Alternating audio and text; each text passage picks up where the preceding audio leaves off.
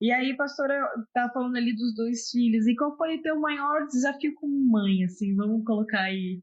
Como a Olha, gente tá falando de família, acho que o Senhor tá tentando levar para esse lado. Acho que é legal sim, falar sobre isso. olha, é tentar ser o que minha mãe e meu pai foram para mim.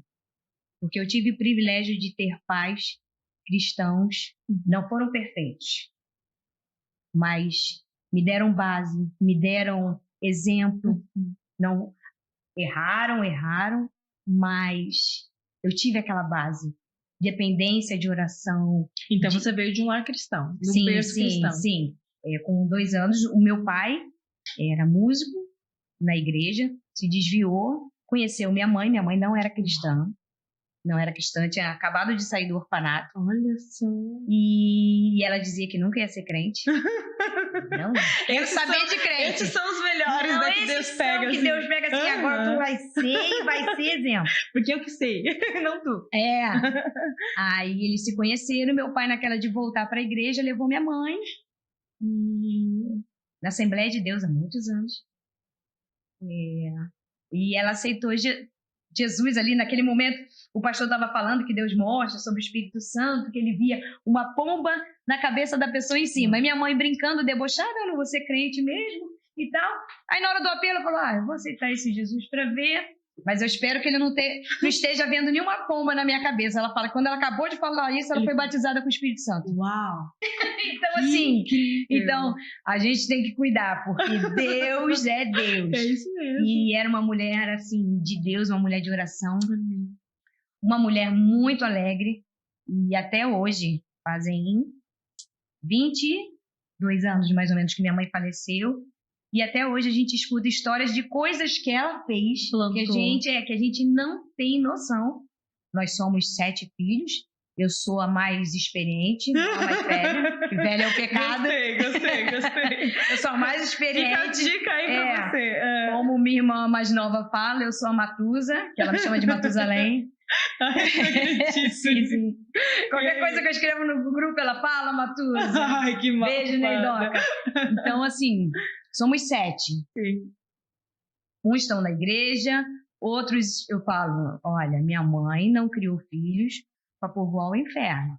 Então tem 2 que estão ali, mas, como diz a pastora Camila Barros, não são desviados, porque desviado não ora, desviado não canta louvor, e eles adoram cantar louvor, estão orando, vão na igreja de vez em quando, mas são do Senhor.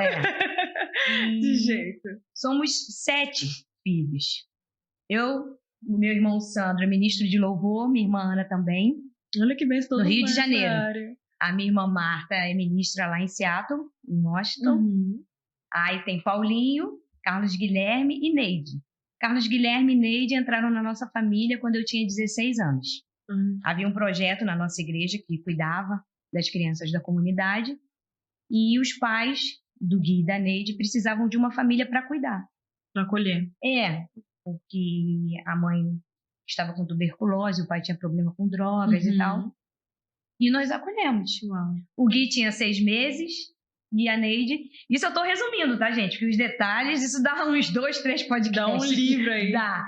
E a Neidinha tinha 1 ano e 2 meses. E foram lá pra casa pra gente meio que cuidar. Até que chegou um momento que o pai faleceu, a mãe não queria se tratar, acabou falecendo também. E ficaram com vocês. Ficaram, e meu pai adotou. E hoje estão aí, tem Nossa, que história 33 linda. anos, né, mais ou menos. Que história linda. Minha irmã tem E olha que interessante, né? Tu falou que tua mãe veio de um orfanato e aí depois ela acabou também acolhendo 2 filhos. Sim, ela sabia, né, a importância. Porque, como eu falei, quando eu ministrei lá em Palhoça, quando eu escuto, hoje a gente vê muita mulher falando, eu não amo porque ninguém me amou. Eu não sei abraçar ou dar carinho porque eu não recebi isso. E eu aprendi com a minha mãe que não é pelo fato de você não ter recebido que você não pode continuar, dar. Que você vai perpetuar aquilo. Sim. E a minha mãe sabia a falta que isso fez na vida dela. Porque minha avó, tadinha, foi abandonada pelo meu avô com 4 meninas. Meu Deus. São 4 mulheres. Minha mãe, Maria da Graça, Maria de Fátima e Maria de Luz. que são minhas tias gêmeas, e Maria Cecília. Tudo Maria. As Marias. Só que elas não gostam que chame de Maria. Então é Graça, que ela falava, irmã Graça, cheia de graça. Ela se apresentava assim, prazer, irmã Graça, cheia de graça. Então eu tenho minha tia Fátima, tia Luz, que são gêmeas, e minha tia Cecília, que é a mais novinha. E minha avó, quando aconteceu isso do meu avô abandonar, colocou minha mãe no orfanato e minhas tias gêmeas em outro orfanato, e a mais nova deixou com a irmã dela. Então, ficou toda separada. Sim. Então, minha mãe tinha mais ou menos entre 9 e 10 anos. Minha avó naquela... O que eu vou falar? Minha avó falou, não, estamos indo pro dentista. Aí, isso é a minha mãe contando a história.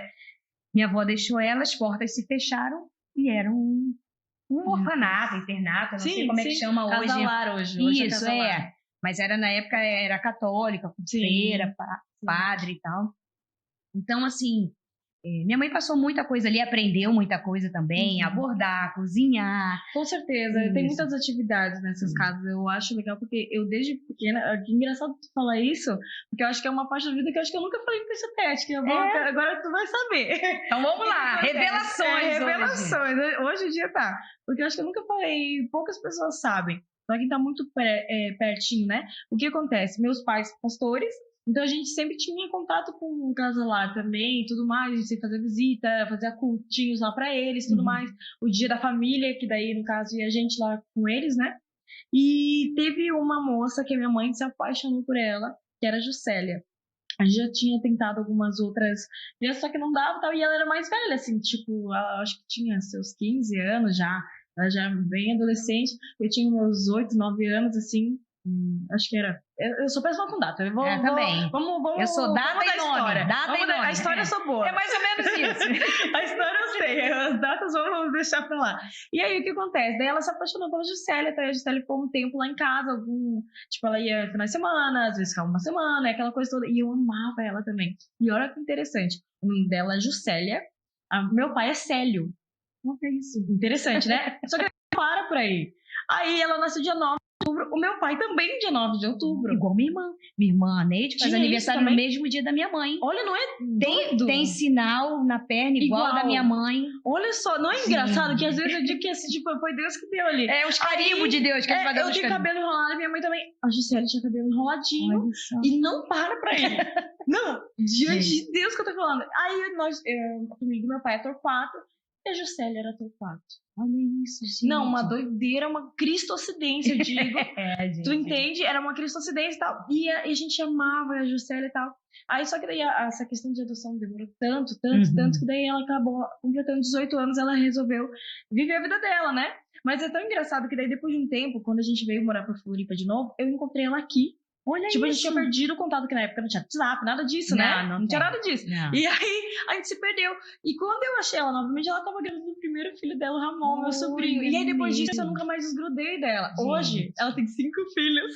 Eu tenho 5 sobrinhos. Que delícia. Olha que delícia. Eu era filha única. E o meu maior medo era, eu não vou ter sobrinhos, eu não vou ter família grande. Agora tenho 5 sobrinhos. Obrigada, Juscelia, eu te amo. Pra quem não tinha nenhuma, agora tem 5. Meu Deus, 5 sobrinhos. Perdão, pastora. E olha que interessante. Gente, que história engraçada. E poucas pessoas sabem que eu tenho essa irmã. E, olha tipo, isso. porque acaba, tipo, cada uma no seu canto. Que legal. É como Deus faz. Não, né? que legal. Sim, que legal. Sim. Então, aí adotamos o Gui e a Neide. Sim. Voltando lá para minha mãe, que se converteu com meu pai.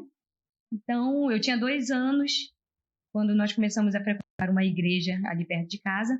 E era muito engraçado. E foram nascendo. Eu e meus irmãos temos diferença de 1 ano, 1 ano e meio. Eu tenho tudo 50, pertinho. Eu tenho 50, não parece, né? Eu tenho carinha de 49,5.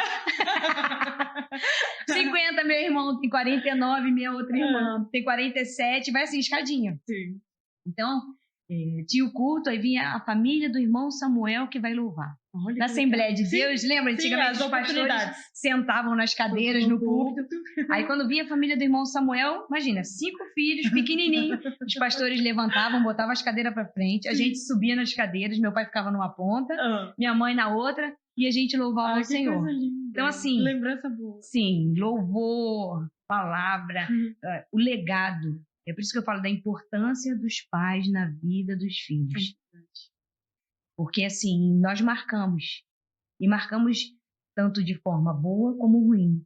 É por isso que nós precisamos pedir ao Senhor sabedoria, precisamos pedir ao Senhor discernimento e precisamos primeiro entender a nossa identidade. Né? Não tem como a gente passar uma coisa sem a gente Não tem. conhecer. Então, eu costumo dizer que a nossa identidade ela é firmada através da nossa paternidade. O que isso quer dizer? Quem tem me chamado de filha? O pai da verdade ou o pai da mentira? Uau. Então, a gente tem que ter essa noção. Não, eu quero ser uma pessoa de verdade na verdade. É conhecer. Quando você tem essa sua identidade, para você passar isso para os seus filhos e para as pessoas, se torna uma coisa natural. E isso eu vivi dentro de casa. Vivi com a minha mãe.